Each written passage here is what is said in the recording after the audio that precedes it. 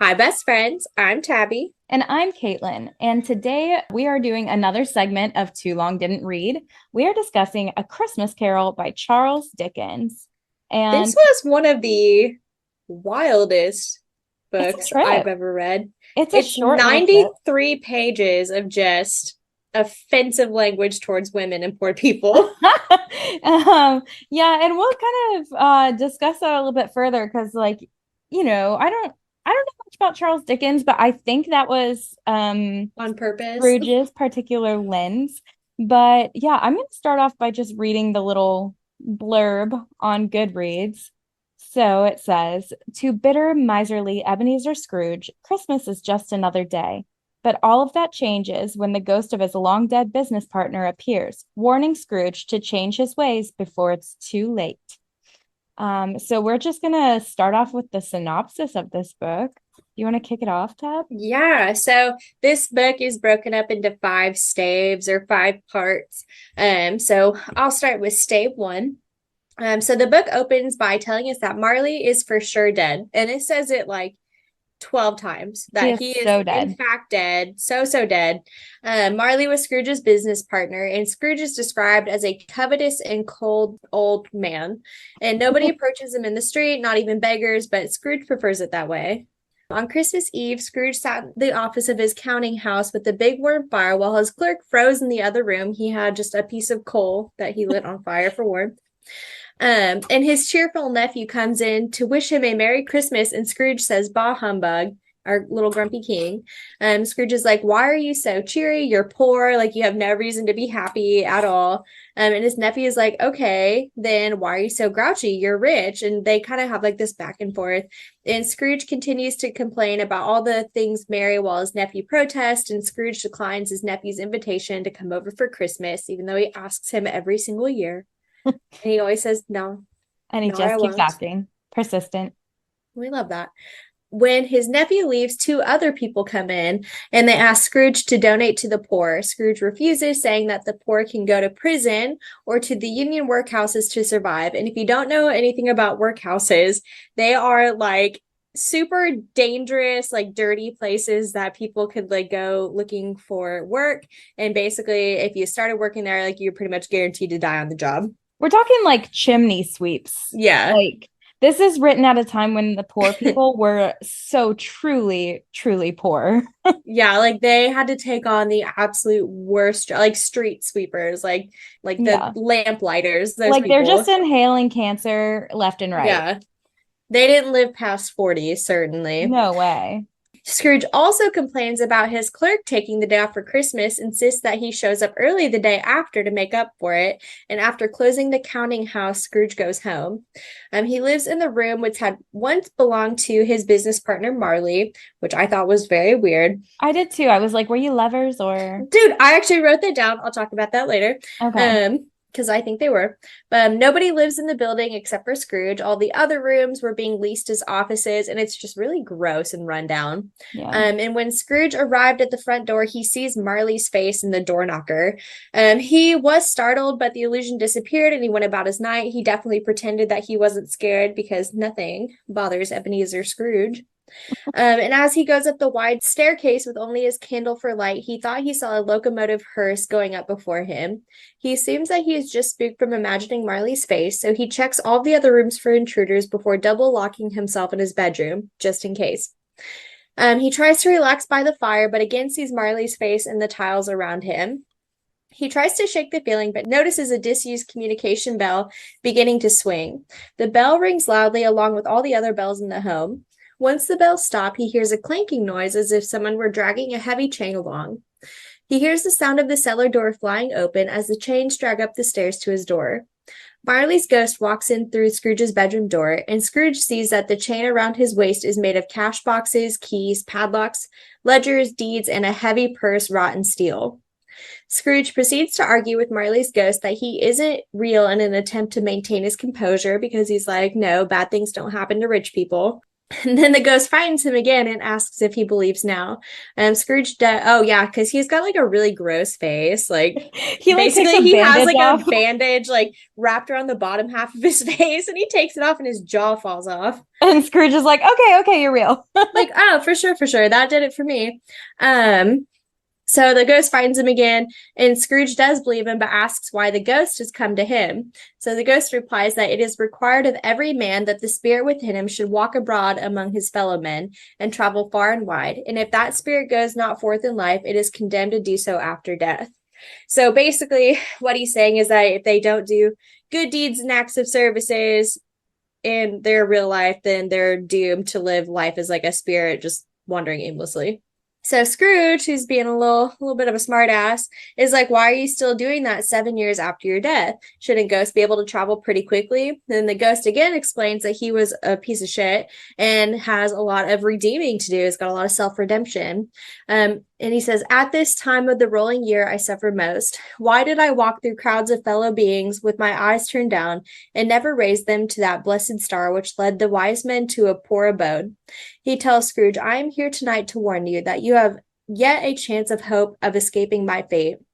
Marley explains that Scrooge will be haunted by three spirits. The first time tomorrow when the bell tolls one, the second the next night at the same hour, and the third on the next night when the last stroke of 12 has ceased to vibrate. Marley leaves and Scrooge goes right to bed, falls into a deep sleep. Yeah, he's like, you know what? I'm beat after that. Yeah, So that I am today drained me. today drained me and I'm ready to just get all cozy and cuddly in my bed. So that brings us to stave two. So Scrooge wakes up in darkness and the church bell signifies that it's 12. So he's like absolutely shook because it was well past 2 when he went to bed. So that means that he would have slept through an entire day. So he spends an entire like 45 minutes debating whether or not Marley's ghost was all a dream. And finally the bell chimes 1 and the his bed curtains. So back in the day, people like had these curtains up around their bed. Which is super not safe. It's not, but like it was, I guess, I don't know why that was like a thing to do I think that was like a sign of like wealth. because it's like I can sleep in past the sunrise. I Like, can afford bed curtains and you cannot because you are poor. I guess. But anyway, the curtains of his bed are drawn aside by a spirit. And he's like, oh, okay, so it was real. So he introduces himself as the ghost of Christmas past. And he's like, in appearance, he's He's like a spunky, small old man. Um, but also with women's hands, but strong legs and a yeah, feminine waist. it's very interesting. He has a culmination of many features, and the ghost offers his hand. They pass through the wall into an open country road. And Scrooge is like, oh, this is the place where I grew up. So they pass by children playing in the street, and the ghost explains, these are but shadows of the things that have been. They have no consciousness of us. They go to the schoolhouse that Scrooge attended to see young Scrooge reading all alone near a feeble fire. Scrooge pities the lonely younger version of himself and regrets ignoring a boy who sang a Christmas carol at his door the night before. The ghost takes them forward to another Christmas, and young Scrooge is pacing the abandoned schoolhouse again because like everyone's gone home for the holidays except for him. And then his sister comes in. She tells him she's been sent to take him home for good. And so they watch as he and his sister ride off together.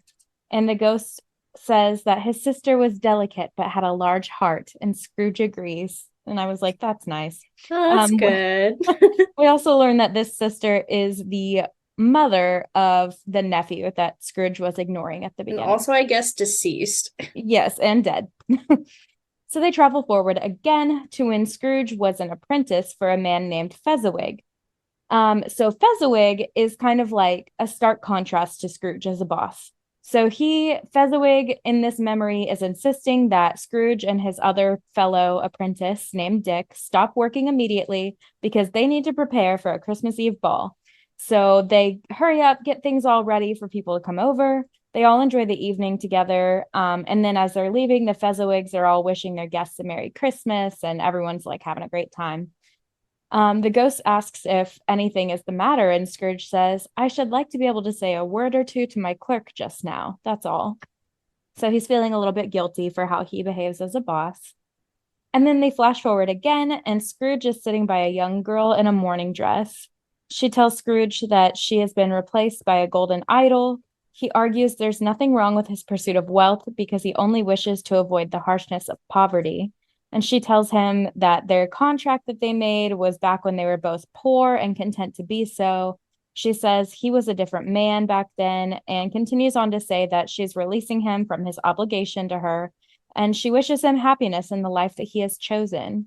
And that upsets Scrooge, like real present tense Scrooge. Real bad. He's like, God damn, why are you torturing me? So he begs the ghost to show him no more. The ghost does take him to one more shadow of the past. Scrooge sees the girl who had left him, who is now a matron, laughing with her children. Her husband knocks at the door with Christmas presents, and the family joyously greets him. He tells her, I saw an old friend of yours this afternoon, and said that he saw Scrooge holed up all alone in his office on Christmas Eve. So he begs the ghost, like, again, please take me home. This is upsetting.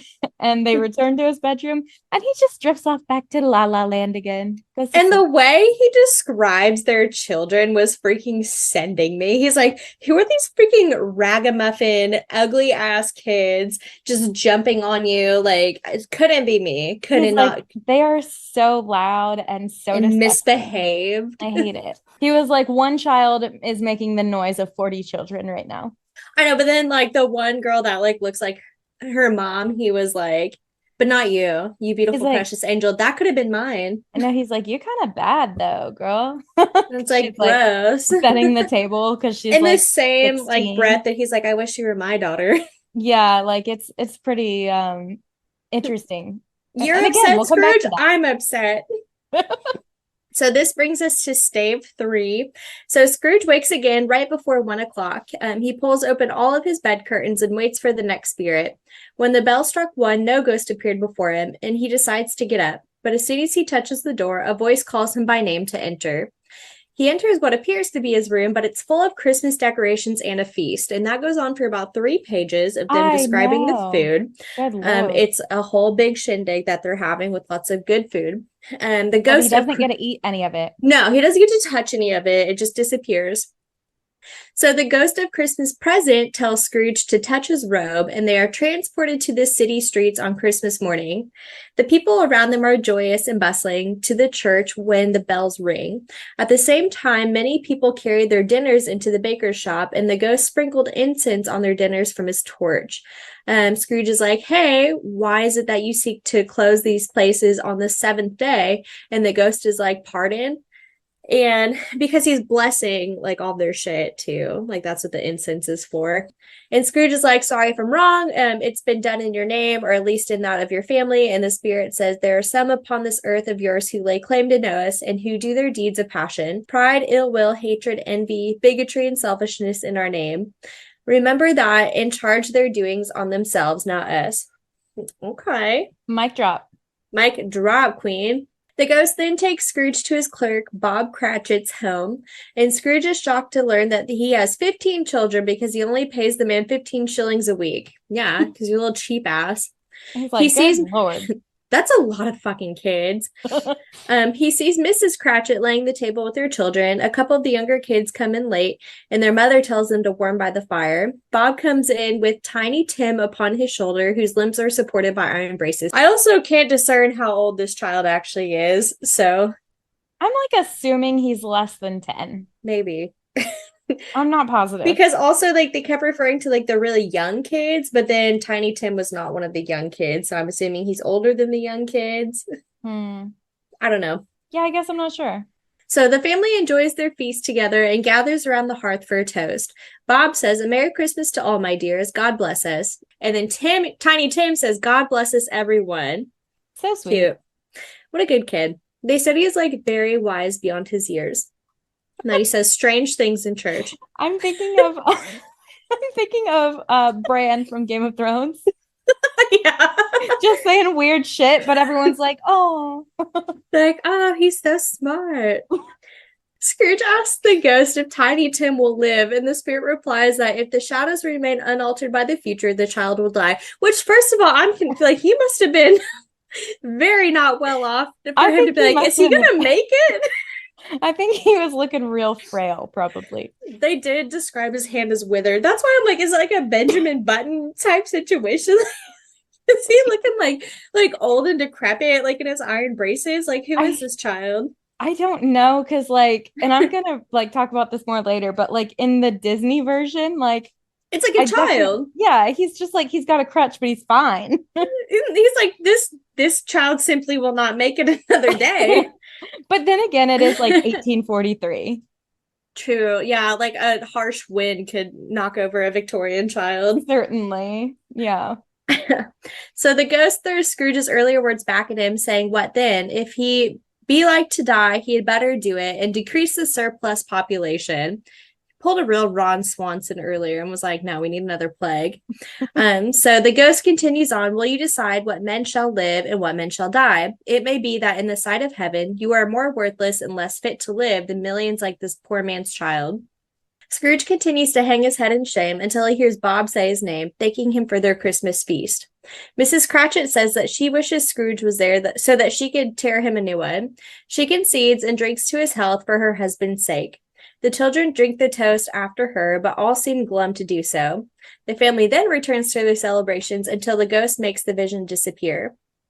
They walk the dark, snowy street together, observing celebrations through people's windows, and suddenly the ghost transports them to a deserted moor.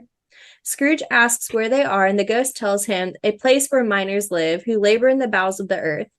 They pass through the wall of a small hut and find a family singing Christmas songs. The ghost then takes Scrooge out to sea, where two lighthouse keepers sat at a fire and toasted each other a Merry Christmas. The ghost then speeds onto a ship where every man on the crew hummed a Christmas tune or spoke fondly of their Christmas memories. Scrooge then hears his nephew's laugh, and he tells his wife how his Uncle Scrooge said that Christmas was a humbug. And then like gives the most aggressively terrible description of his wife.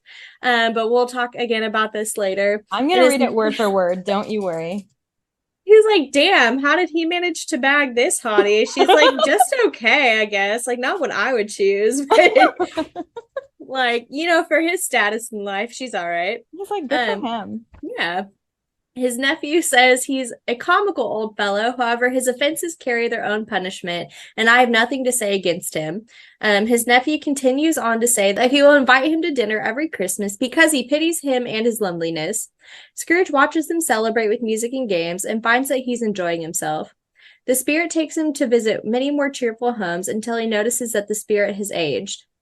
Our spirit life so short? Asked Scrooge.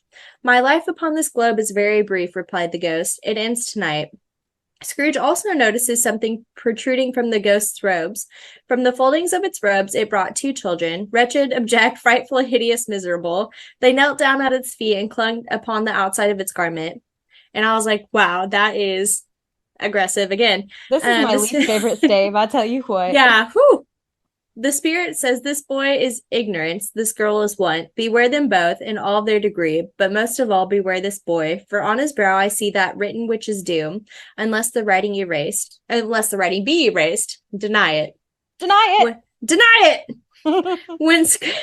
When Scrooge asks whether they have no refuge or resource, the ghost again throws his earlier words back at him, saying, Are there no prisons?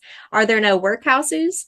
The clock struck 12 and the ghost was gone, and as the last stroke ceased to vibrate, he saw a hooded phantom approaching him. Also, I think it's so funny how when he's taking him to like different places, like in a hut and stuff, like it reminded me of like all the groups that would sing about like Africa and stuff at Christmas. Oh my gosh. Yes. We are the world. Christmas. Oh, that one. Oh, okay. The one that's specifically Christmas. No, literally any of them. That is so true. It's like one of those horrible like montage music videos of like third world countries. Yeah, that's exactly what I thought of. Except in 1843, everywhere was like that. Right. Everywhere was horrible. So yeah, that brings us to stave 4, where the ghost of Christmas future just absolutely fills Scrooge with dread from the get-go. Like he is scared of this ghost. The ghost is not speaking, which adds to the creepiness. And the ghost just like points, and all of a sudden they're in the city, and the ghost is like pointing at a group of businessmen. And Scrooge is like, okay, I'm going to listen to what they're saying. So they're all standing around talking about the death of someone. It's Scrooge's death. But this man is apparently He is either ignorant. he's ignorant or he's like heavily in denial because he does not understand they're talking about his death. But they're all talking about like, oh, maybe we should volunteer to go to the funeral since no one will want to. And one of them's like, I'll go if there's lunch. And it's just like nobody wants to be around this man.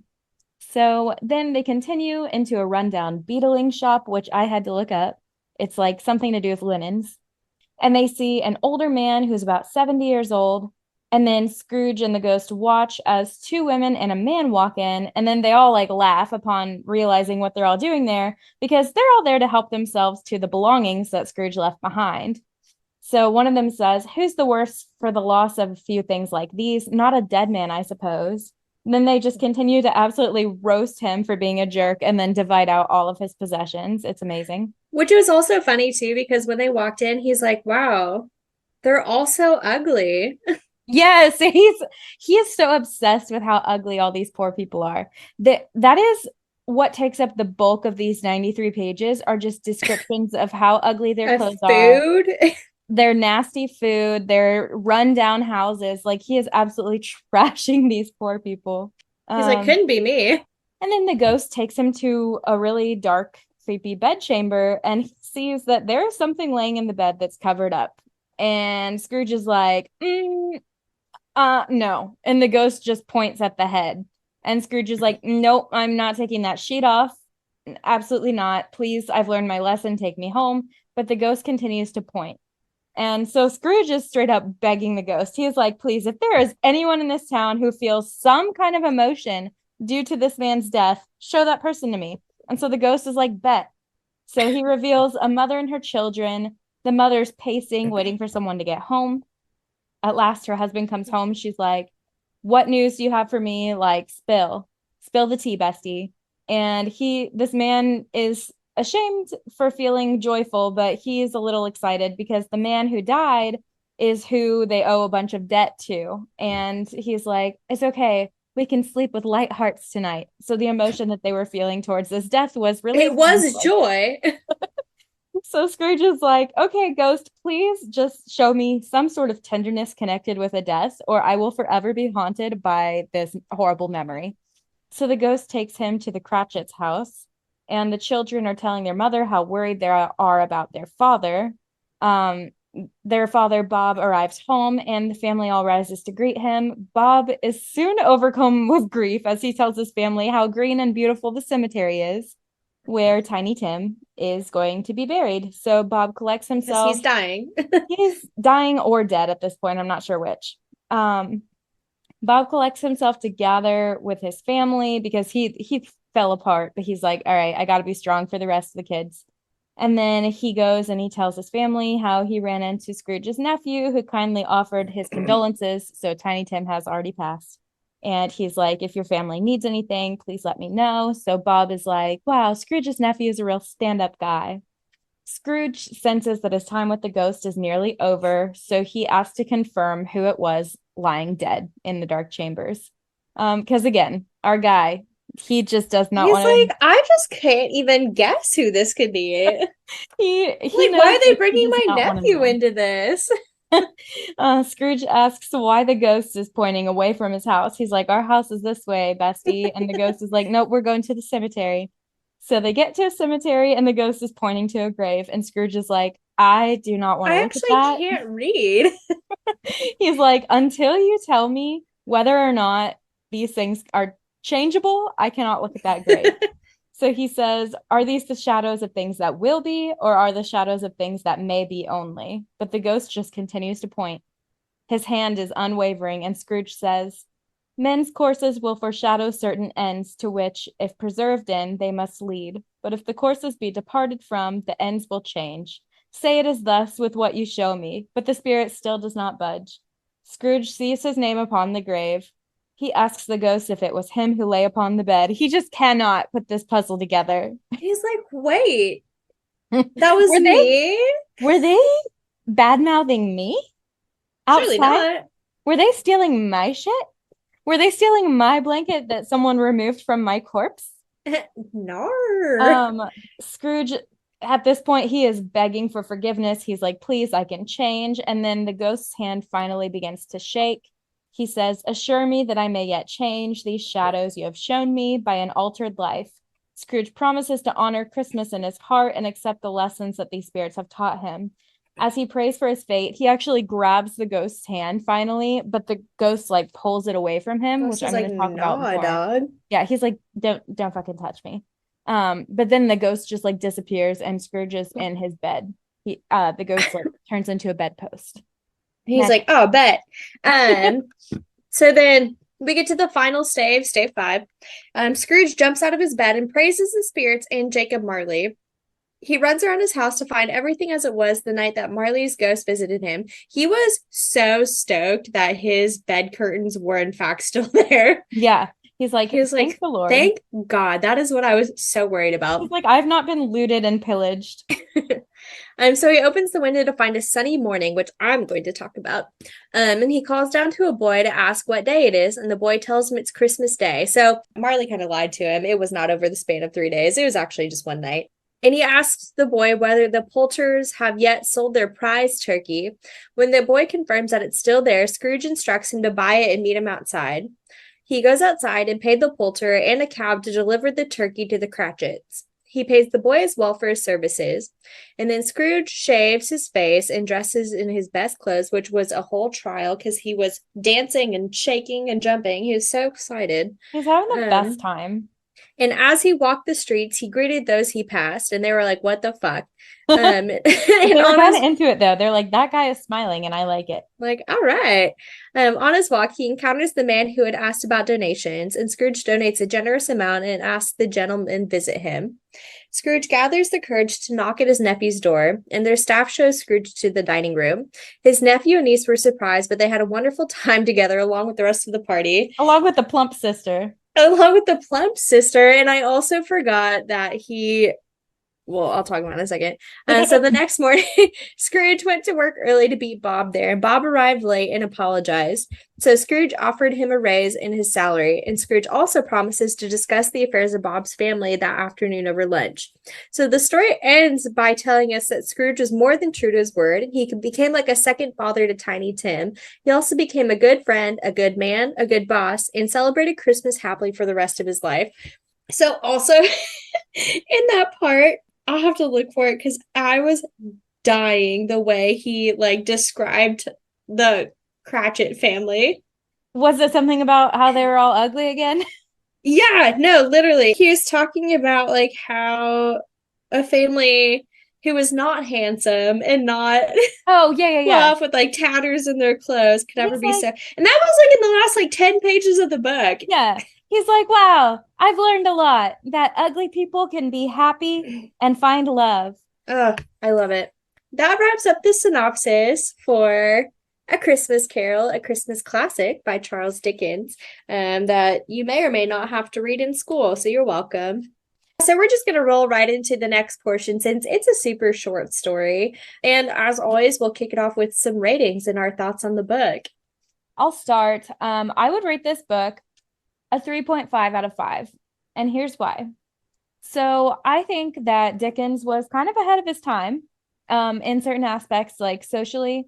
He tended to be, I wouldn't go so far as to say progressive, but he tended to be less ignorant than a lot of the people of the same, like, we'll say social status and upbringing. He was a white Christian man in England, so he was relatively well off. I'm not saying that like he's a hero by any means, but like we'll talk a little more about him later. But this story at this point, it's obviously been overdone, but like that's not his fault, so I'm not going to take that off the rating. But like at the same time, Scrooge sucks. Like we're talking about, like his growth it feels a little bit shallow. It doesn't feel all that impressive because he's still super judgmental.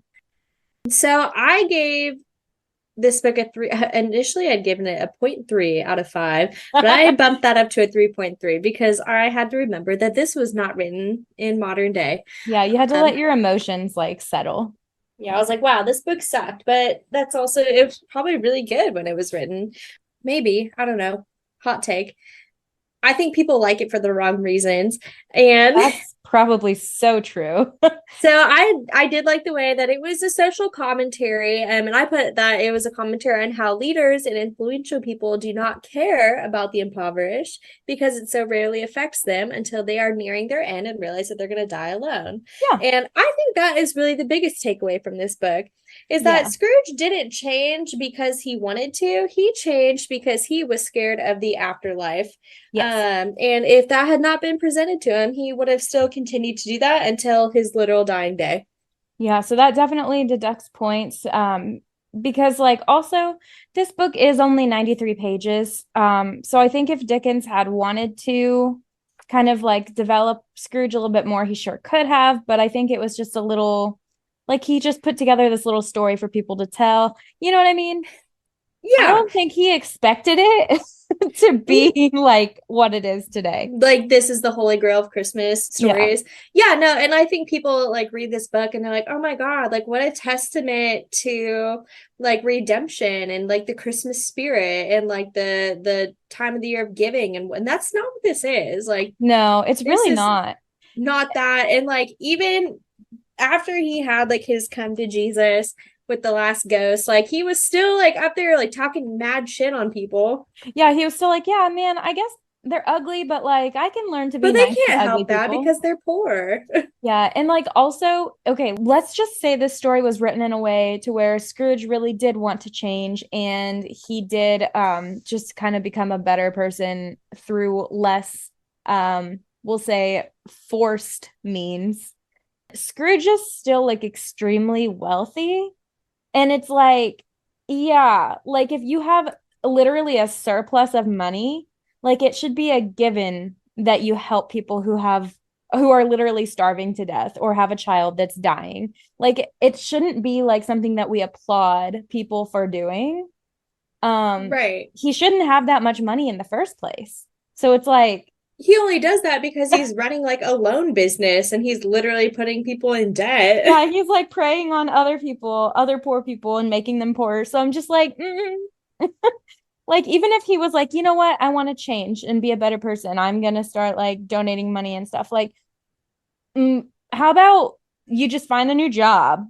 Yeah, it's like maybe like put like invest in like a different business perhaps. Yeah, Like one that's something where not you like can like preying on employ people. people. Yeah, like and pay your employees, which I mean, he did end up giving Bob a raise, but again, because he was scared that if he didn't, he was going He's to like, "Man, I'm die going to be alone. responsible for Tiny Tim's death." And it's like, Yeah. Tiny Tim is the least of our worries here, man. Like And like the fact that he specifically like I'm became like a only father doing this figure for to Tiny Tiny Tim. Tim. And he was like, I don't care about any of the other poor people except for Tiny Tim. Like Tiny Tim is what did it for me. He changed my life. And it's like, hey man, like yeah, Tiny Tim is deserving of life and care, but like what about literally That the is rest just of the people in this one in the town? millions.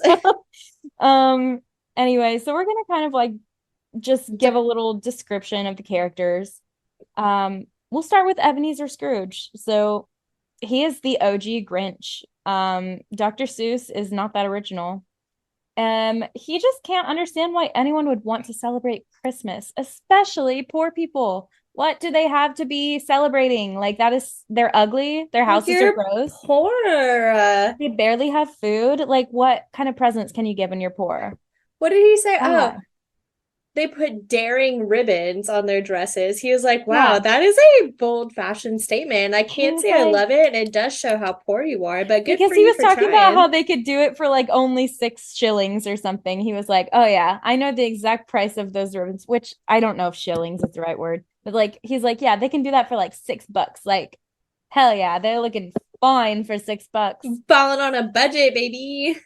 Yeah. And again, loved his overnight transformation. It was overnight. It was Um, literally overnight. man's just had a lucid nightmare and was like, you know what? I'm changed. I'm It's like he changed was for the allowed to better. be an absolute terror to society till he was 80. And then he's like, no, I'm going to be a good man for the remaining like 5 years I've got left. Yeah, because you know he's not living that long. Like it's the 1800s. Like he is certainly not living much longer than Yeah, like that. that some bacteria is gonna come for him. Oh Yeah, God. he's gonna eat like cold gruel one too many times. That head cold, no, that's it. He Yeah. done. Eventually the cold gruel, The not the cold cold gruel. gruel. Yeah, so Ebenezer Scrooge is like he's the template.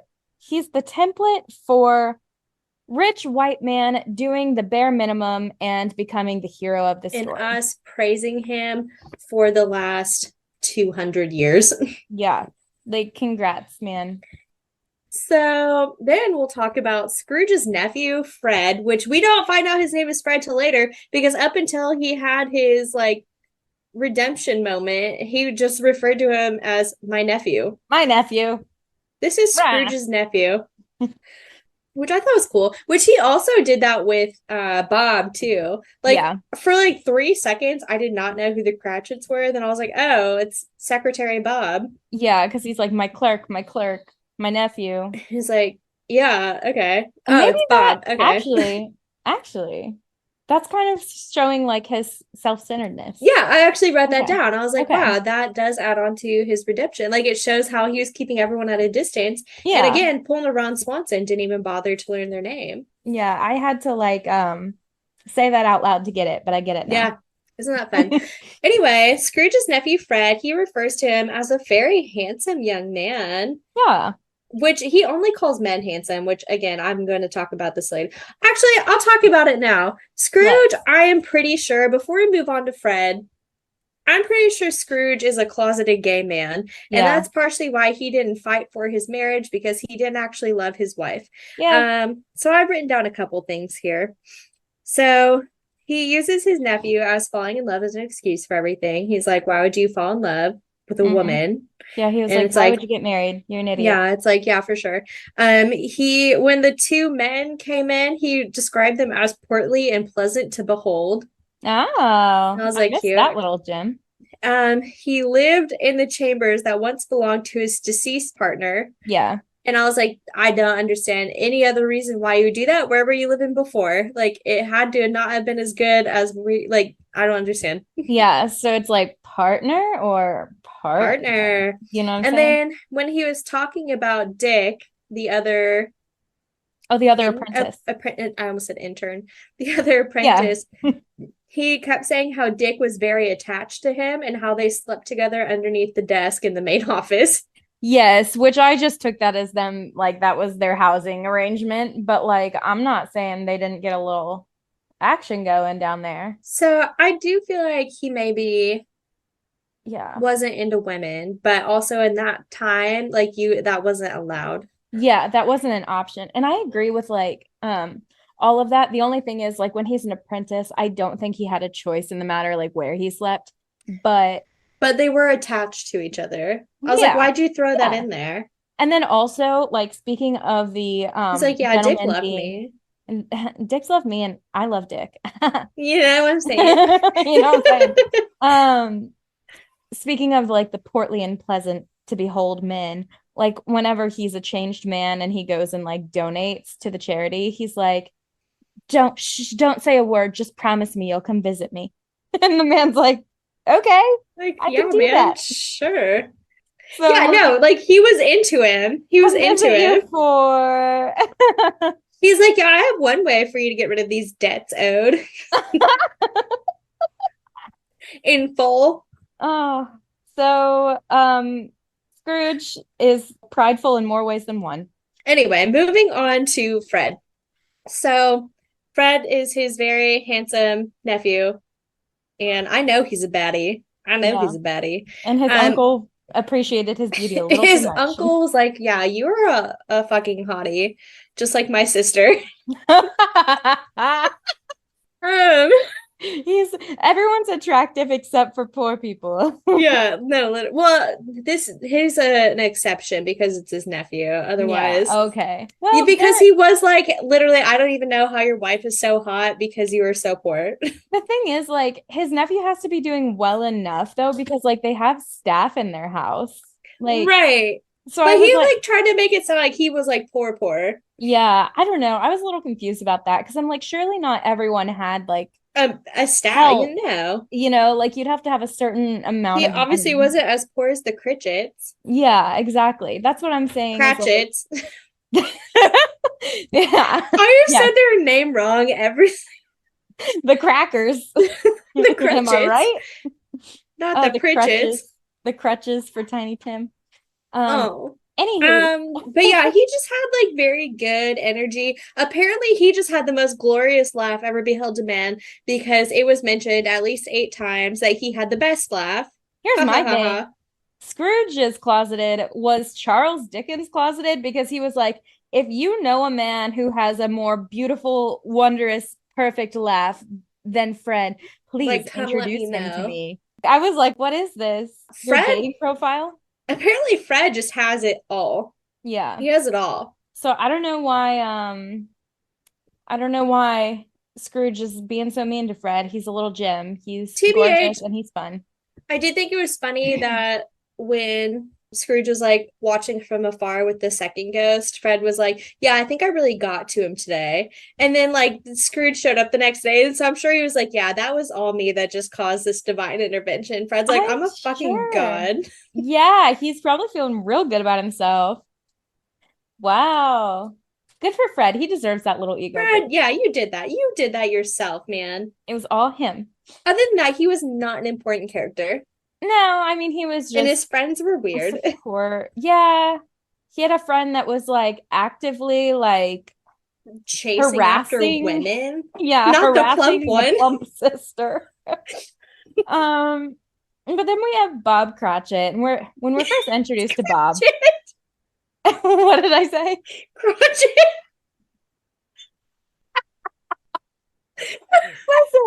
Listen, we're just gonna call him Bob. It is everything but Cratchit. Bob. Oh my We god. were we were first introduced to Bob as just being Scrooge's clerk. And we're made to feel bad for him because Scrooge is clearly unkind. He is leaving him with this lump of coal just to keep warm. He's like, good luck to you, man. And then we see him with his family, and it's like, hey, this guy's pretty wholesome. We like him. And he even insists that the family propose a toast in Scrooge's honor. He's like, this feast is all thanks What to a Ebenezer good Scrooge. guy. And his wife is like, the fuck it is. She's I pissed. think the fuck not. Oh, she's so mad at him. She She's like, was so fine. fired up. Because it's Christmas and because I love you, I will drink to this man's health, but not for him. I also thought it was so funny how when he was freezing to death by his single piece of coal, and then like had what I guess a comforter is like a coat I would or like a assume so. jacket, Like an but overcoat of some kind. Scrooge is like, wow, he can't even afford a real coat, and he probably needs one. He looks real chilly. Like he looks frozen. He What a looks dick. frigid. God damn. I do love his love for Tiny Tim and the rest of his family. He just seems like a really good father. You don't have to answer that question. Written here. What's wrong with Tiny Tim? I don't I know. had an extra question I written in there, and I said, don't what's know. wrong with Tiny Tim? Is he just crippled, or is there something severely wrong with this boy? We don't know. We We're just not know sure. he Not uses sure. a little crutch and he says weird things in church. Okay. He says the darndest things in church. That Kids these tickled days. me. And then we have Jacob Marley, aka Scrooge's secret lover, I'm who sure. has a pigtail, which is gross. Yeah. They probably all did though. It's the 1800s. Yeah. Um, Haircuts. Who can afford them? so Not he these rich died. people. Certainly not me. So he died 7 years ago on Christmas Eve. Scrooge was his only friend, the only person who showed up at his funeral, and the only person in his will. Good for him. Very depresso. Um, and he was also driven by profit and business and uninterested in the welfare of others. Um, Obviously it was too late, but he did regret his life choices once he had passed on because he basically has to live his life not knowing peace and carrying around the chains and the baggage of his past life, and all the mistakes he made, trying to warn others of what's to come. Yeah. And he doesn't want Scrooge to make the same mistakes. It's like I feel like the description of what Marley's fate is like purgatory. Yeah. Um They're like an in between. It's not heaven, but it's not yeah. hell. Like it's and again, we'll kind of get a little more into this, but let me start off with because this is what you're here for. You're here for the like Symbolism. meat and potatoes of the story. So yeah. So we're gonna kick off with some symbols. So the dying fire that we just talked about, Bob was trying to keep warm by a dying fire. And after Fred visits and gives his little monologue about how his uncle is a real Scrooge. Get it? Then Bob applauds and Scrooge looks at him like with a scowl on his face, and the last of Bob's fire dies out. So this That symbolizes was the Scrooge's last straw. it symbolizes Scrooge's lack of warmth and emotion. And the people around him were stoking his fire to see if he would come to life at their Christmas invitations and joy, but he certainly refused, and the fire died. So the fog and cold, that was like the first big symbol that I kind of noticed in the book. So multiple times throughout the first stave, they talked about how it was foggy and cold and how it just progressively got foggier and colder up until he met with the first ghost. Like it was so foggy that he could barely like see in front of him. And I think that was kind of symbolizing or foreshadowing something dark or that something was going to be amiss. And then once he awakens after the third ghost brought him back, it was really bright and sunny outside. And like basically the world had taken on a new meaning for him. Yeah. Another symbol in this book is bells. So bells in general would usually signify like something is beginning or ending, like a church service or school. So the church bell specifically, there's a quote where Scrooge, he can see from his office window a church, the ancient tower of a church whose gruff old bell was always peeping slyly down at Scrooge. So it feels like he's being judged by this bell in the church tower. And he was, it turns out. And then the church bells also signify the arrival of the spirits whenever they are coming at 1 and 12 at night.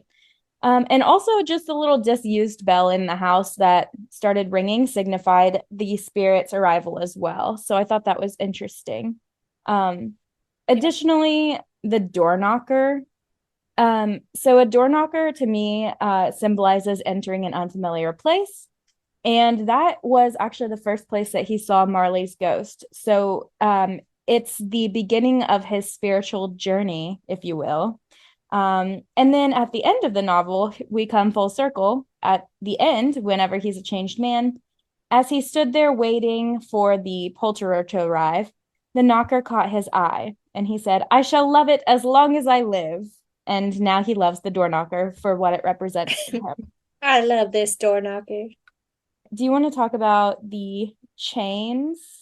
Yeah, so Marley wore a chain, but so did all of the other I guess shadows that were out. So once Marley left, he went and joined like a host of other ghosts that were also chained by their worldly desires that got them in purgatory in the first place. Which I just like imagined like the haunted mansion ride whenever all the ghosts are like flying around. Yeah. And a lot of those people were actually people that they had both associated themselves with in the past. And so I think that was another like eye-opening thing for Scrooge, because he was like, oh shit, like people like me are going and having this fate. So basically it was made of the materials that ruled their lives, and he pointed out to Scrooge that he was following the same path, and that basically that's how he'd end up. At the end, I thought it was very interesting too how he asked the third ghost, like, if I change my ways, will it change my fate? And the dude was like, I'm not going to answer that because it might. Yeah. But you've kind of fucked up for a long time. And so I think, again, that just kind of like leaves it up to interpretation. Like, Yeah. you really shouldn't rely on changing your ways just because you're afraid of what'll come after. Like you should be doing it because like that's like the right thing to do. Right. Um, and so I Which think Scrooge that's has not proved to us right. that he's doing. And so I think that's why the ghost like never indicated one way or the other, because it's like, yeah, you really shouldn't be doing it just for those reasons. For sure. So I think, yeah, it's probably purgatory after, Yeah, I because they're agree. not like more completely morally bankrupt people. It's not like they're out there like murdering people. They were just like, They're dicks. yeah, they're just They're just not dicks. good. Yeah, and so I was also going to say like because the entire time that Dickens is like describing these spirits, like Scrooge will ask questions about how the spirits work, and their answers only led to like more confusion. Yeah. But also I think it stems from the fact that this man was trying to logically explain ghosts in 1843. So like part of it is like, we can look into it, but also we can just accept it as it's not really something that is explainable or certainly was explainable at the time. Mm-hmm. I also think part of it though is like they almost didn't want to answer it because it's like, well, we don't need to base things off of like our answers. Like you kind of have to figure it out for yourself.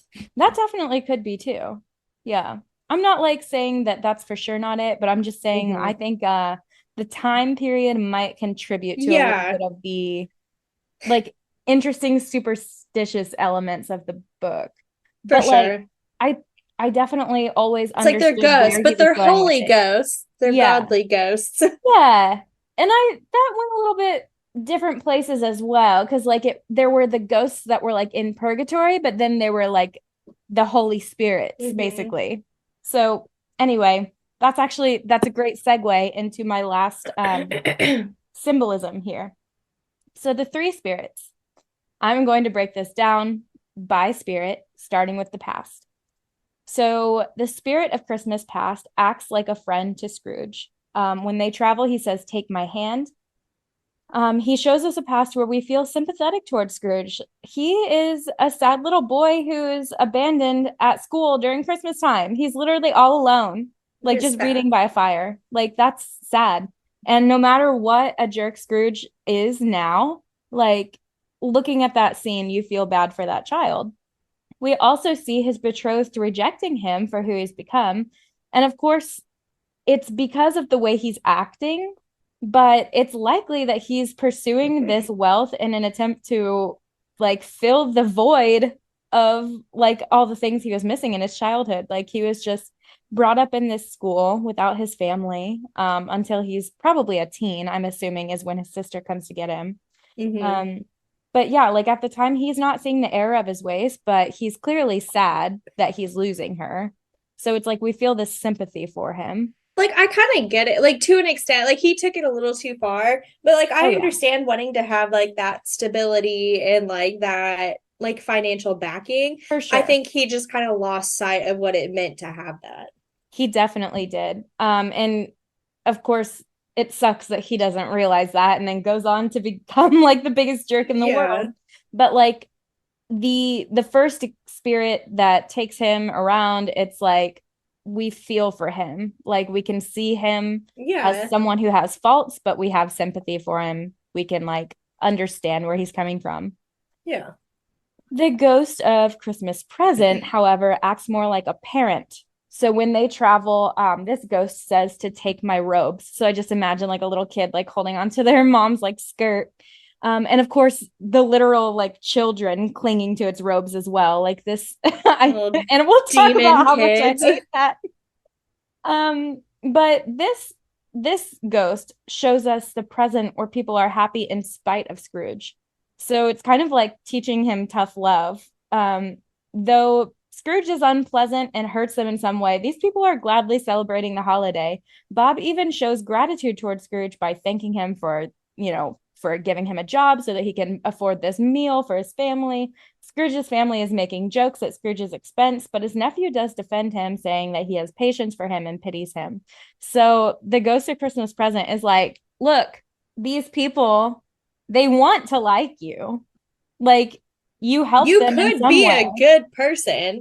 Yeah, but he's like, you're actively pushing these people away from you for no reason because they would love it if you would just quit being a dick. Right. Um, It's and like he then was literally mean for no reason. yeah, 100%. Yeah. Like then there is no reason why he just Again, because started. it's like, yeah, you were a Is it lonely just because they kid. were poor? It's like it sounded like you were maybe poor at one point. I don't know. Yeah, it seems like Was he? yeah, I don't know. I don't know because like I They don't had a know the coach, so schoolhouse situation. like was it like a boarding school? Yeah, it's like I don't know how much that would cost back in the day, but I I'm don't sure there were know. different levels. Like you could probably be in like a boarding school type situation, or you could Yeah. be in like a, I don't know, send your troubled teen away type It's like situation. a halfway home for troubled For, teens. for like they get free labor out of your kid for like 10 years. Yeah. Um and then the Ghost of Christmas Future is not in any way, shape, or form loving like a friend or He's a parent. spooky. He's spooky. He's a stoic, immovable figure. And he acts more like an angel of death, especially with Mhm. like the graveyard I thing. think he was supposed to be the Reaper. Oh, Like he yeah. had like yeah, like he was like the Grim Reaper. Yeah. So he doesn't speak, he doesn't show his face or even touch Scrooge. In fact, when Scrooge actually grabs the ghost's hand at the end, he repulses him away and disappears into a bedpost. He's like, I have let you come too close. I must go away now. And so this phantom is showing Scrooge the future that he dreads, one where he will die alone and people will be glad for it. And so the whole time the ghost's hand is like steady as he points, but as Scrooge continues to beg for his life and beg for forgiveness, the ghost's hand does begin to shake. And that at that point, it's symbolizing that Scrooge's true remorse and willingness to do better is being perceived by the ghost of Christmas future. So they each have their own little role in teaching Scrooge a lesson. It's like one's a friend, one's a parent, and one is like, you are going to absolutely die alone, my friend. And Good luck. one is like, what is that show where they should take kids to prison and like Oh, show them what it's like if they get arrested? it's like the MTV show, isn't it? Like Yeah, that's the I don't ghost of remember what it's Christmas future. called. He's like, do you want this to be your future? Let me Is type that a in shape up? teen prison TV show. That'll bring it up, I bet. Uh, Scared straight. yeah, that's it. That's literally just pulled up. Yeah, I knew I'd get there. Yeah, Scrooge was scared straight, my boy. It was a long-winded joke. We're so sorry. I'm not sorry. But analysis wise, that's kind of the basics of what you'll need. If you do have to write an unfortunate essay or book review of A Christmas Carol. Then I feel for Um, you. but we also just want to talk a little bit about some of the things we really liked and some of the things we didn't like. Oh yeah. Um, some of the stuff we did like, it was not long. Yeah. I It really only took appreciated us that. 2 hours to read it. Yeah. Another thing that I like is not the book itself, but the Disney adaptation, Mickey's Christmas Carol. If you have not seen it, It's um, so good. it's only like 20 minutes. Watch it in addition to listening to this. What I did If not you have like to write a paper. was the second adaptation of A Christmas Carol with Jim Carrey. Ooh, I've not They're seen that one. spooky. I'll have to watch that one. I remember the previews for it. Also, okay, we kind of talked about this a little bit, but yeah, like the things that we liked were the sick burns that Dickens made about bigots. So I actually went onto Wikipedia and I was like, I want more information about his religious background because of this particular novel. I thought it was interesting that he was like, people use religion as an excuse to be assholes. And so Dickens himself disliked a lot of things that came with organized religion, and he openly disapproved of Roman Catholicism and 19th century evangelism due to their extreme views, which he believed deviated from the true spirit of Christianity. So I think our man Dickens was, again, I'm not praising him for doing the bare minimum here, but he was a little ahead of his time. Like, That And was you one also of see the that in Oliver Twist quite a bit too. Yeah. Oh, for sure. Like all of his books are some kind of social commentary. Um, and it's about like being more accepting and giving. Um, A Christmas Carol in particular is not the most like thorough like commentary because again, Scrooge is really underdeveloped. But again, I think he was just writing something short and then it got turned into this He was like, massive oh phenomenon. shit. He was like, okay, well, I guess pop off, Scrooge. No taking that back. I already talked a little bit about just the absolute dissing he did on Fred's wife. Uh, and we'll talk about that even more here in a minute and the stuff we dislike. I just thought it was so, so funny how he's like, literally, how did you do this? But I was also like kind of getting some Christmas Vacation vibes in part of it. So I don't know if you've seen Christmas Vacation. Yes. And if you haven't, you need to watch it. So good. But there's this part like at the end where Clark has gotten like his Jelly of the Month subscription thing, and he's like, "What the fuck?" And basically like they're like absolutely ragging on his boss, and like he says a lot of really similar things that Miss Cratchit does, and like cousin Eddie ends up going and like kidnapping his boss. But when they get there, like, and his wife shows up, like they're talking about like all the shit that he did, and she was like, why would you do that? And like it sounded so much like the dialogue between them at Christmas that I was like, dude, Christmas Vacation, like take this Maybe from A that's the Christmas bit. Carol. Yeah, maybe that's the bit, honestly. I'm not sure, but I love that comparison for sure. Um, I also I loved this part as well when Fred had his and then everyone started clapping moment because he Oh was my ranting god. about the joys of Christmas and how Scrooge needs to do better and give back to people. And then Bob is just like slow clapping in the other room and It Scrooge is just pissed. made me think of like every single like post you see on like TikTok or whatever. And it's like, and then my kid stood up and said, you need to stop being a mean person. And then everybody on the plane started clapping, like that Yes, type of thing. amazing. It That's was real exactly what mean. happened. And then Bob was like, I'm gonna get fired. I'll pack That my things sucks. up. Don't even worry about it. I never unpacked them, sir.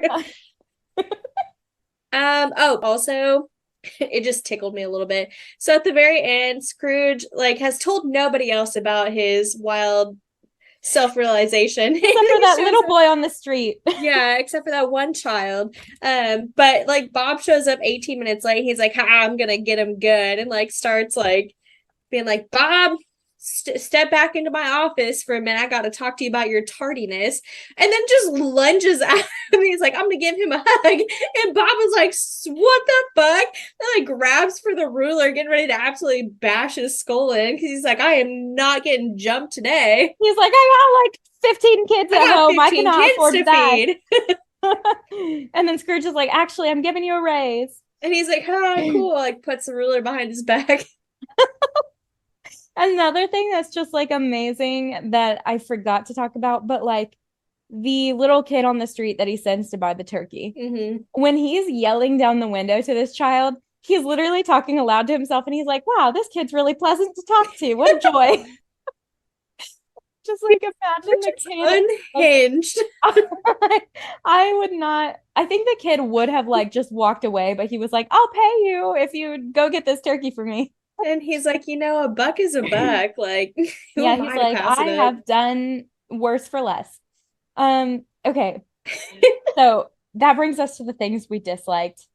So first of all, this absolutely heinous description of Fred's wife. So I'm going to read word for word. It was so bad. Oh, let me start it off by the paragraph that precedes the description of her. So Scrooge's nephew Fred is like telling his wife, he's like, "Oh, Uncle Scrooge, he said Christmas was a humbug." And so she said, "More shame for him, Fred," said Scrooge's niece indignantly. "Bless those women. They never do anything by halves. They are always in earnest." I love that part. She was very pretty, exceedingly pretty, with a dimpled, surprised looking capital face, a ripe little mouth that seemed made to be kissed, as no doubt it was, all kinds of good little dots about her chin, that melted into one another when she laughed, and the sunniest pair of eyes you ever saw in any little creature's head. Altogether, she was what you would have called provoking, you know, but satisfactory too. Oh, perfectly satisfactory. Um, Terrible. so that's Right the to jail. description of Fred's wife. And also, literally any other poor person that came within his eyesight, he was like, they are so ugly. They're not handsome. They're covered in gaudy ribbons, but god damn, are they happy to be alive. God. And Yeah, then so he gives this glowing review of Fred's wife, and is like, and then her plump sister. plump sister. Oh yeah, the way he went after that plump sister in the lace tucker was an outrage on the credulity of humankind. Yeah. Um, Next thing I hated, the creepy little demons clinging to the legs of Ghost of Present. And I will again read directly from the book. They were a boy and girl, yellow, meager, ragged, scowling, wolfish, but prostrate too in their humility. Where graceful youth should have filled their features out and touched them with its freshest tints, a stale and shriveled hand, like that of age, had pinched and twisted them and pulled them into shreds. Where angels might have sat enthroned, devils lurked and glared out menacing. No change, no degradation, no perversion of humanity in any grade. Through all the mysteries of wonderful creation, has monsters half so horrible and dread. That's They sound the children. beautiful. Anyways, that's what I hated. What about you?